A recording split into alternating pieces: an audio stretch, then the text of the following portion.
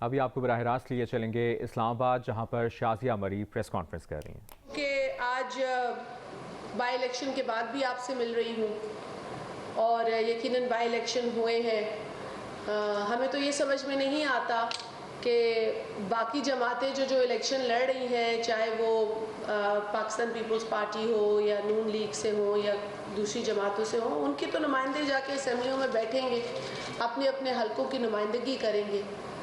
تو ایک شخص جو صرف اپنی انا کے لیے الیکشن لڑ رہا ہے، جو صرف اپنی انا کی جھوٹی تسکین کے لیے، جھوٹی انا کی جھوٹی تسکین کے لیے الیکشن لڑتا ہے اور پھر شادیانے بجاتا ہے کہ جی دیکھو دیکھو میں اتنی سیٹیں جیت گیا. اس شخص سے کوئی یہ پوچھے کہ بھائی تم جاؤ گے اسمبلی، تم اوتھ لینے جاؤ گے اسمبلی؟